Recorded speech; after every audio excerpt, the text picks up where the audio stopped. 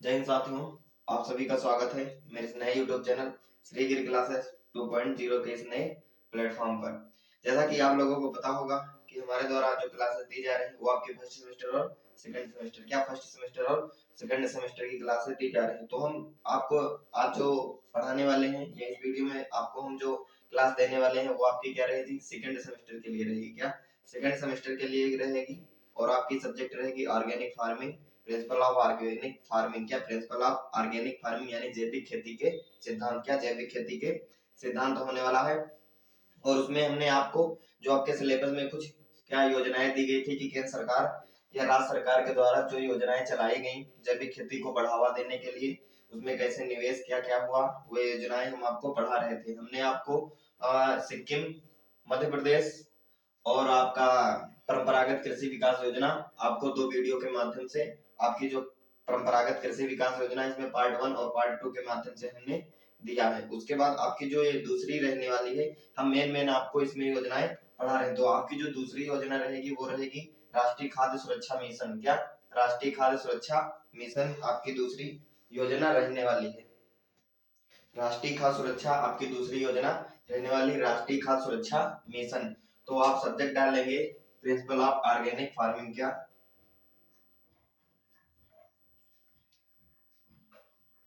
Principle of organic farming. क्या आपकी जो सब्जेक्ट रहने वाली है वो सब्जेक्ट आपकी रहेगी principle of organic farming second semester. उसके बाद इसमें जो आपकी योजना रहेगी, आपको हमने एक पढ़ा चुके हैं, दूसरी आपकी जो आपका टॉपिक हो जाएगा राष्ट्रीय खाद्य सुरक्षा मिशन। क्या राष्ट्रीय खाद्य सुरक्षा मिशन, तो लिख लेंगे राष्ट्रीय खाद्य सुरक्षा मिशन।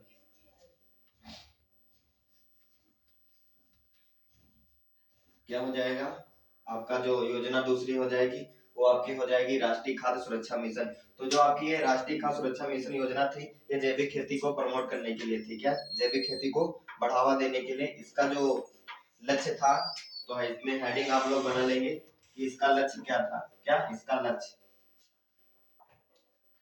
आपका जो ये था राष्ट्रीय खाद्य सुरक्षा मिशन, इसका लक्ष्य था कि भारत सरकार ने खाद्यान्न उत्पादन में खाद्यान्न उत्पादन में जो स्थिरता आ गई है। क्या खाद्यान्न उत्पादन में जो स्थिरता आ गई, धीरे धीरे इसमें जो स्थिर होते चले जा रहे हैं, क्या उसमें स्थिरता उत्पन्न होती चली जा रही है, उसकी कमी आ गई है, उसकी स्थिरता कमी आ गई है और बढ़ती जनसंख्या। क्या इसमें ये बताया कि राष्ट्रीय खाद्य सुरक्षा मिशन, इसमें केंद्र सरकार ने बताया कि जो हमारे खाद्यान्न में स्थिरता आ गई है और जनसंख्या की बढ़ोतरी हो रही है। क्या आई स्थिरता व जनसंख्या की बढ़ोतरी को ध्यान में रखते हुए, क्या ध्यान में रखते हुए इस योजना को 2007, अब 2007 और 2007 में वो भी होगा आपका अगस्त।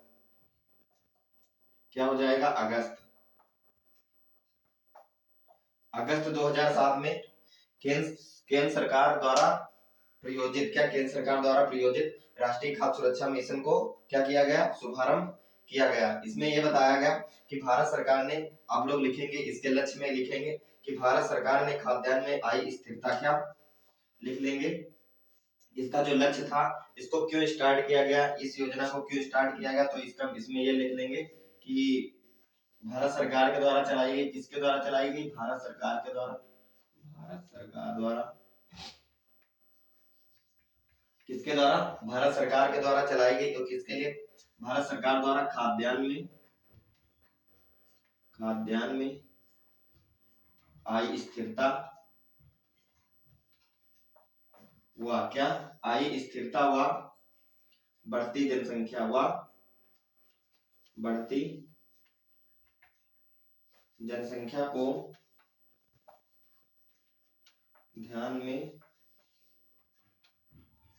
रखते हुए इस योजना का शुभारंभ किया गया। क्या इस योजना को चलाया गया, इस योजना को इसलिए चलाया गया क्योंकि जो आपके खाद्यान्न थे उसमें स्थिरता आने लगी और जनसंख्या धीरे धीरे बढ़ रही है। क्या जनसंख्या तो बढ़ रही है लेकिन आपके खाद्यान्न में कमी आ रही है, तो उस खाद्यान्न की कमी को पूरा करने के लिए इस प्रकार की योजनाएं कुछ चलाई गई। उनमें से एक ये जो आपकी है राष्ट्रीय खाद्य सुरक्षा मिशन, ये योजना आपकी इसलिए चलाई गई क्योंकि खाद्यान्न की कमी आ रही और जनसंख्या बढ़ रही, तो उसको उसमें एक स्थिरता लाने के लिए क्या उसको एक लेवल में लाने के लिए इस योजना को शुभारंभ किया गया। जब इस योजना को शुभारंभ किया गया तो इसका मुख्य लक्ष्य सुस्थिर आधार पर क्या था, मतलब इसमें किस किस खाद्यान्न को प्रमोट किया गया, किस किस खाद्यान्न की जो स्थिरता आ गई है उसको इसमें बढ़ावा दिया गया, किस किस खाद्यान्न को बढ़ावा दिया गया। तो आपका जो इसमें खाद्यान्न थे वो आपका था गेहूं चावल, गेहूं चावल और आपकी जो दलहनी फसलें थी, क्या थे गेहूं चावल और दलहन, क्या गेहूं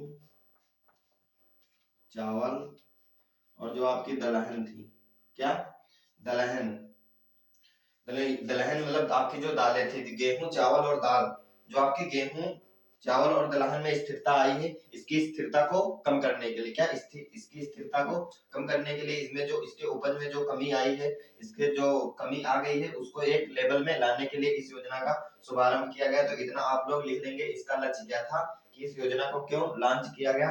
उसके बाद हम ये साफ करने जा रहे हैं, आगे हम बता रहे हैं इसमें कैसे क्या हुआ। तो आप लोग अगर स्क्रीनशॉट लेना चाहते हैं तो ले लेंगे, हम साफ कर रहे हैं।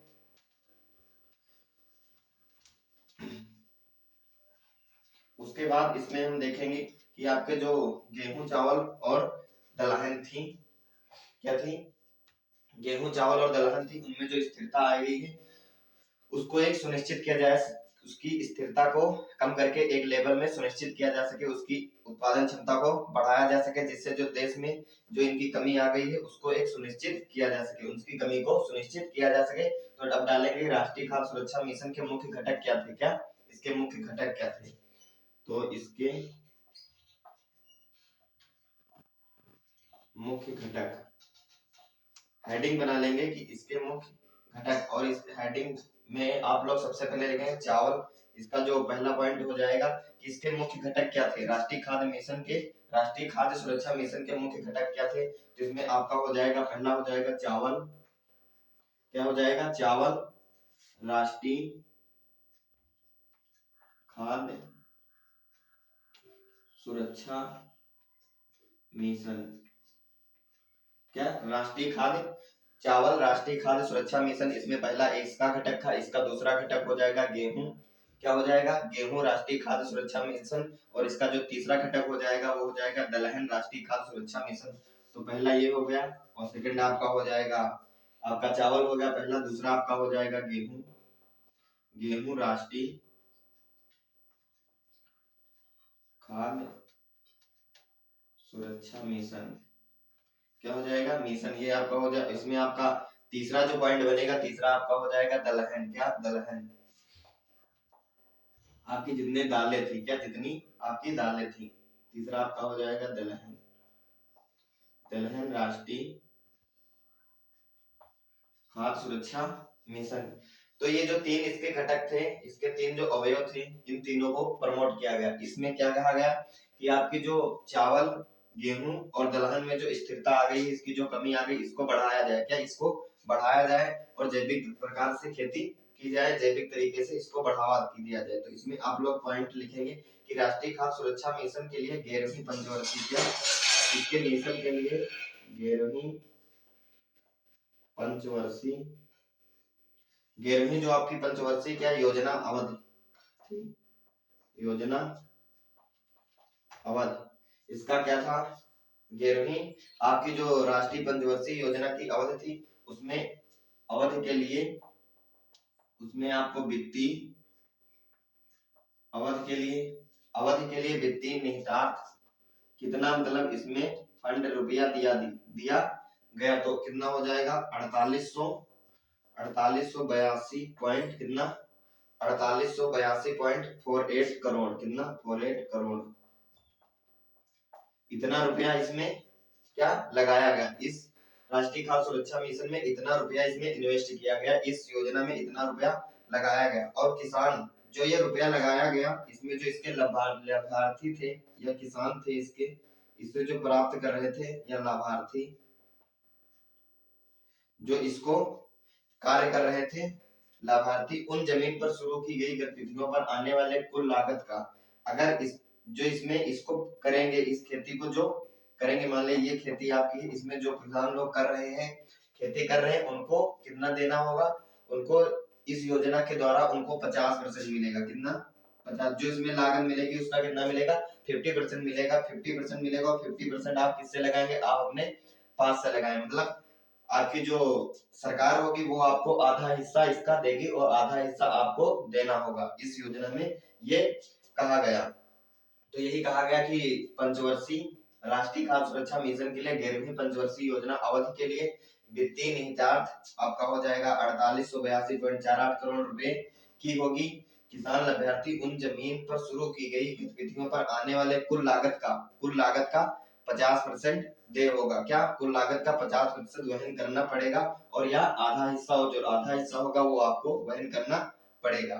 फिर देखेंगे इसके बाद ये जिसको लिखना होगा वो लोग लिख लेंगे। फिर हम देखेंगे कि यह किन किन राज्यों में या कैसे कैसे किन किन राज्यों में किन किन जिलों में ये क्या की गई, शुरू की गई, क्योंकि पूरे भारत में इसको नहीं लॉन्च किया गया, इसको कुछ विशेष राज्यों में ही लॉन्च किया गया, जिन जिन राज्यों में इसकी कमी दिखी, किसकी, चावल गेहूं और दलहन की कमी दिखी, उन उन राज्यों में जहां पर वातावरणीय इसके जो फसल थी आपकी दलहन थी, वहां का वातावरणीय उनके अनुकूल था। क्या, वहां का वातावरण उनके अनुकूल था, वहां की भूमि उसके अनुकूल थी कि अगर वहां पर आपकी दलहन की फसल की जाए तो उसका उत्पादन अधिक होगा। क्या होगा, उसका उत्पादन अधिक होगा। तो इसमें उसी के आगे लिखेंगे, दूसरा पॉइंट बना लेंगे कि लाभार्थी किसान इसके लिए बैंक से ऋण लेंगे। क्या, लाभार्थी किसान इसके लिए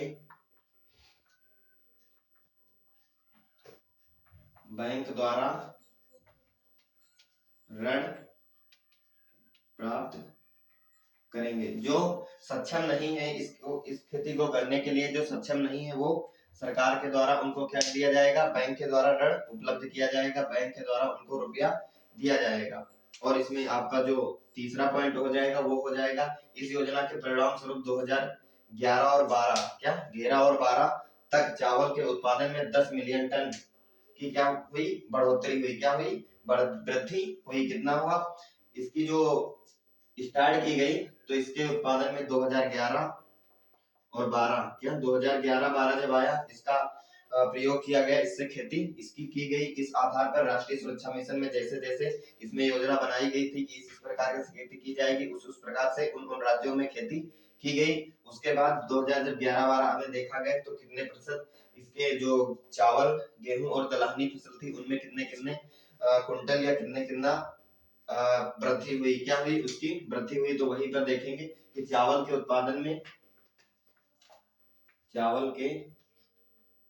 उत्पादन में कितनी वृद्धि हुई, आपकी जो वृद्धि हुई 10 मिलियन टन, 10 मिलियन टन आपके क्या हुई, चावल के उत्पादन में 10 मिलियन टन की वृद्धि देखी। उसी प्रकार जब आप गेहूं का देखेंगे तो इसमें कितनी वृद्धि हुई, इसमें 8 मिलियन टन, कितनी, 8 मिलियन टन क्या हुई, वृद्धि देखी गई। इसी प्रकार आपकी जो दलहन थी उसमें कितनी वृद्धि देखी गई, उसमें आपकी 2 मिलियन टन वृद्धि देखी गई। तो आपको यहाँ पर दिख रहा होगा कि पहले से कितनी देखो वृद्धि देखने को मिल रही। इस योजना के द्वारा जब कार्य किया गया, उस पर खेती की गई तो उसमें क्या क्या देखने को मिला, कितनी कितनी वृद्धि हुई। तो आपके चावल के उत्पादन में 10 मिलियन टन और गेहूं के उत्पादन में 8 मिलियन टन तथा दलहन उत्पादन में 2 मिलियन टन की वृद्धि हुई। क्या हुई, वृद्धि हुई। क्या हुई, वृद्धि हुई। इसके बाद हम देखेंगे इससे क्या हुआ, और इसकी जब वृद्धि हुई, इसको जब किया गया तो इसमें क्या हुआ, रोजगार के अवसर भी मिले। क्या, जो वहां पर लोग लोकल के थे उनको इसमें क्या मिला, रोजगार के अवसर भी मिले, जिससे उनकी आय भी उनकी आय में भी बढ़ोतरी की गई। अब देखेंगे कि इसके अंतर्गत कौन कौन से राज्य शामिल किए गए। तो शामिल राज्य इसके अंतर्गत जो राज्य शामिल किए गए वो आपके चावल में शामिल किए गए।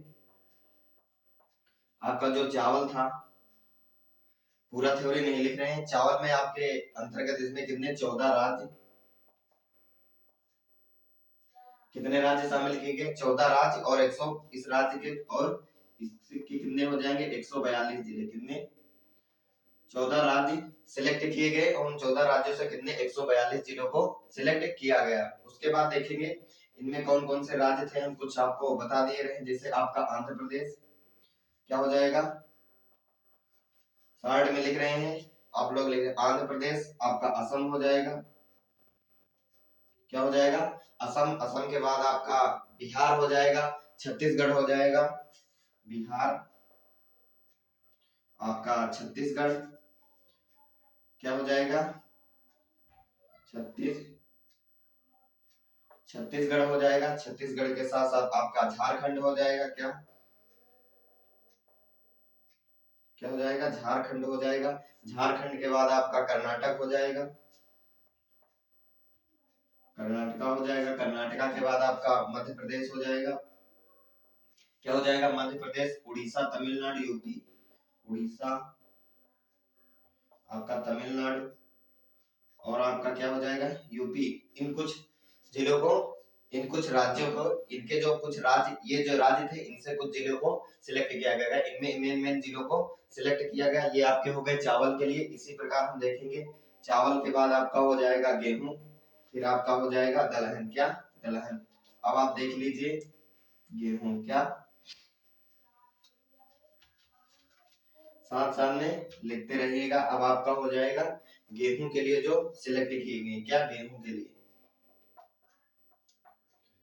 गेहूं के लिए जो राज्य सिलेक्ट किए गए वो आपके थे 9 राज्य, कितने, 9 राज्य, और इन 9 राज्य के कितने जिले थे, इसमें जो आपके जिले थे 142 जिले, कितने, 142। जो आपके चावल थे उसमें कितने जिले सिलेक्ट किए गए, चावल में आपको 14 राज्य सिलेक्ट किए गए थे और कितने जिले थे, 142। लेकिन यहाँ पर जो आपको गेहूं के लिए सिलेक्ट किया गया, आपके जो गेहूं को बोने के लिए या उसके उत्पादन में जो उसका उत्पादन किया गया उसमें 9 राज्य सिलेक्ट किए गए और 9 राज्य से कितने, 142 जिलों को चुना गया।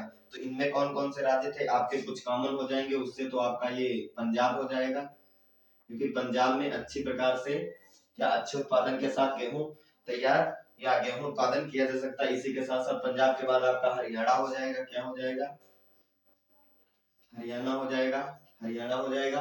उसके बाद आपका हो जाएगा यूपी का कुछ हिस्सा हो जाएगा, तो आपका यूपी हो गया। यूपी के साथ साथ आपका बिहार हो जाएगा, क्या, बिहार हो जाएगा। बिहार के साथ साथ आपका कुछ हो जाएगा राजस्थान, क्या क्या हो जाएगा, राजस्थान हो जाएगा। राजस्थान के साथ साथ आपका मध्य प्रदेश, मध्य प्रदेश के बाद आपका गुजरात हो जाएगा, क्या हो जाएगा, मध्य प्रदेश, एमपी आपका, और गुजरात, क्या हो जाएगा, गुजरात। गुजरात के बाद आपका महाराष्ट्र हो जाएगा और महाराष्ट्र के बाद आपका क्या हो जाएगा, वेस्ट बंगाल, क्या, पश्चिम बंगाल। तो आपका महाराष्ट्र, महाराष्ट्र और वेस्ट बंगाल हो जाएगा आपका किसका, गेहूं के लिए। फिर हम देखेंगे आपकी जो दलहन थी, दलहन के लिए कितने राज्यों को सिलेक्ट किया गया। जो आपकी दलहन फसल थी इसके लिए आपको कितने, 16 राज्यों को सिलेक्ट किया गया, कितना, 16 राज्यों को सिलेक्ट किया गया और 16 राज्यों के कितने, 468 जिले को, कितने, 16 राज्य, 16 राज्य के 468 जिले, कितने, आपकी जो दलहन फसलें थी उनके लिए 16 राज्य और 468 जिलों को सिलेक्ट किया गया। इसमें आपका हो जाएगा आंध्र प्रदेश, बिहार हो जाएगा, क्या हो जाएगा, बिहार हो जाएगा। बिहार के बाद आपका छत्तीसगढ़ हो जाएगा, गुजरात हो जाएगा, गुजरात, छत्तीसगढ़, कर्नाटक, मध्य प्रदेश, हरियाणा, आपका महाराष्ट्र, उड़ीसा, तमिलनाडु, पंजाब और यूपी। इसमें आप लोग इतने देखेंगे आपका लिख लीजिए, या फिर उत्तर प्रदेश, हरियाणा, उत्तर प्रदेश आपका, यूपी हो गया, आपका हरियाणा हो गया, छत्तीसगढ़ तो हो गया। उसके बाद आपका राजस्थान बचा, राजस्थान हो जाएगा, तमिलनाडु हो जाएगा, पंजाब हो जाएगा, क्या, पंजाब हो जाएगा और अन्य जिले हो जाएंगे। हम आपको 16 यहाँ पर नहीं बता रहे। तो इस तरह आप लोग देखेंगे कि जो आपका राष्ट्रीय खाद्य सुरक्षा मिशन था उसके अंतर्गत कैसे कैसे क्या किया गया। इसमें जो आपको लाभार्थी थे उनको केंद्र सरकार के द्वारा, क्या, केंद्र सरकार के द्वारा 50% दिया गया, क्या, 50% निवेश किया गया और 50% इसमें जो आपके को लाभार्थी या किसान लोग होंगे जो इसका उपयोग करेंगे, इसकी पर जो खेती करेंगे उनके द्वारा दिया जाएगा। तो आई होप आप लोगों को ये क्लास अच्छी लगी होगी। इसके नोट्स आप लोग बना लेंगे, क्या, इसके नोट्स आप लोग बना लेंगे। और इससे अगर आपका कोई क्वेश्चन है तो कमेंट सेक्शन में डाल देंगे, क्या इसके कमेंट इस वीडियो के कमेंट सेक्शन में डाल देंगे। और आप हमारे चैनल पर नए हैं तो इसे लाइक करें, शेयर करें और सब्सक्राइब कर लें, क्योंकि यहाँ पर आपको बहुत ही बेहतर कंटेंट मिलने वाला है। तो मिलते हैं किसी अगली वीडियो में बेहतर कंटेंट के साथ, क्या बेहतर कंटेंट के साथ। तब तक फिर आप सभी को क्या जय हिंद।